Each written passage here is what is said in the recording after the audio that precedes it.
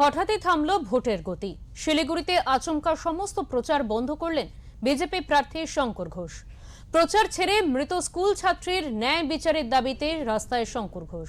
তিনি স্পষ্ট জানিয়ে দেন, অভিযুক্তকে গ্রেফতার করে উপযুক্ত বিচার না হওয়া পর্যন্ত তিনি কোনো রাজনৈতিক কর্মসূচিতে অংশগ্রহণ করবেন না। শিলিগুড়ির নির্বাচনী প্রচারের মাঝেই বড় সিদ্ধান্ত নিলেন বিজেপি প্রার্থী শঙ্কর ঘোষ। আচমকাই অনির্দিষ্টকালের জন্য সমস্ত রকম ভোট প্রচার ও জনসংযোগ কর্মসূচি বন্ধ করার ঘোষণা করলেন তিনি। শুধু তাই নয়, ন্যায় বিচারের দাবিতে সরাসরি ধর্নায় বসে পড়ে প্রতিবাদের পথও বেছে নিলেন এই প্রার্থী। মঙ্গলবার শিলিগুড়ি জংশনের সামনে আম্বেদকর মূর্তির পাদদেশে ধর্নায় বসেন শঙ্কর ঘোষ। সেখান থেকেই তিনি স্পষ্ট জানিয়ে দেন, অভিযুক্তকে গ্রেফতার করে উপযুক্ত বিচার না হওয়া পর্যন্ত তিনি কোনো রাজনৈতিক কর্মসূচিতে অংশ নেবেন না। তার এই অবস্থান ঘিরে শহরের রাজনৈতিক মহলে তুমুল আলোচনা শুরু হয়েছে। আপনাদের মাধ্যমে আমি শিলিগুড়ির জনগণের কাছ থেকে ক্ষমা চেয়ে নিচ্ছি। আমার মনে হয়েছে নির্বাচনের থেকেও অনেক বেশি গুরুত্বপূর্ণ এই ধরনের পৈশাচিক কাজ যারা করে তাদের বিরুদ্ধে শাস্তির দাবিতে মানুষকে সাথে নিয়ে রাস্তায় থাকা, সেই কাজ করছি। এবং গতকালই আমি এই পরিবারের সাথে দেখা করেছি, বাড়িতে গিয়েছি। আজকে আমাদের মাননীয় সাংসদ তিনিও আসবেন এবং এই পরিবারকে যে ধরনের আইনি সহায়তা দেওয়া দরকার, দোষীদেরকে শাস্তি দেওয়ার ক্ষেত্রে সব ধরনের আইনি সহায়তা আমরা আমাদের পক্ষ থেকে দেব এবং এই পরিবারের পাশে আমরা রয়েছি। কালকে ওর মাকে দেখে আমার এত কষ্ট লাগলো এবং ওর বাবা, তারও শারীরিক অবস্থা খুব খারাপ। ফলে এইরকম একটা পরিবারের মেয়ের সাথে এই ধরনের ঘটনা ঘটবার কারণে আমরা সারা শিলিগুড়ি শহর আমরা লজ্জিত এবং এই পরিবারের কাছে ক্ষমা প্রার্থী। সমস্ত কর্মসূচি আমার বন্ধ।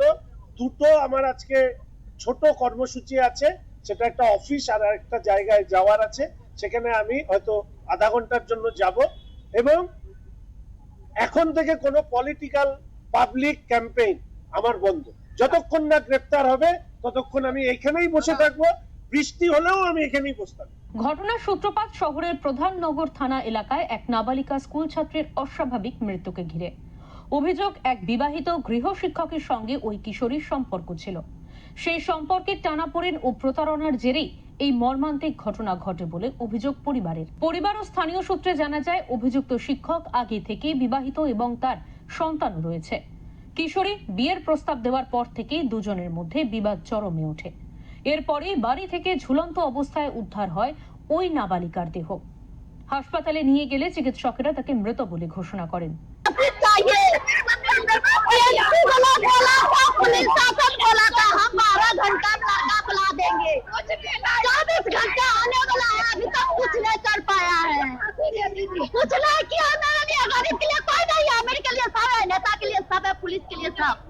गरीब के लिए कोई नहीं है। अभी टीएमसी मर गया है, वोट लेने गरीब जिंदा हो जाता है। टीएमसी बोलेंगे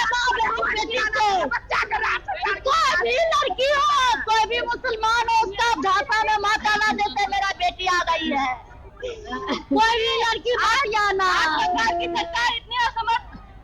कोई लड़की मत आना उसका झांसा में, नहीं तो तुम लोग को भी वही हुआ है। ঘটনার পর এলাকায় ব্যাপক উত্তেজনা ছড়িয়ে পড়ে। ক্ষুব্ধ বাসিন্দারা অভিযুক্তের বাড়িতে চড়াও হয়ে ভাঙচুর চালান। পরিস্থিতি সামাল দিতে ঘটনাস্থলে পৌঁছয় পুলিশ ও কেন্দ্রীয় বাহিনী।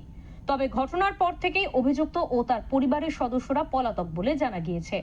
এই প্রেক্ষাপটে অভিযুক্তকে দ্রুত গ্রেফতারের দাবিতে সময়সীমা বেঁধে দেন শঙ্কর ঘোষ। নির্দিষ্ট সময়ের মধ্যে পদক্ষেপ না হওয়ায় আন্দোলনের পথে নামেন তিনি। তার এই সিদ্ধান্তে শিলিগুড়ির ভোটের সমীকরণে নতুন মোড় আসতে পারে বলেই মনে করছে রাজনৈতিক মহল। শিলিগুড়ি থেকে অরূপ পোদ্দারের রিপোর্ট,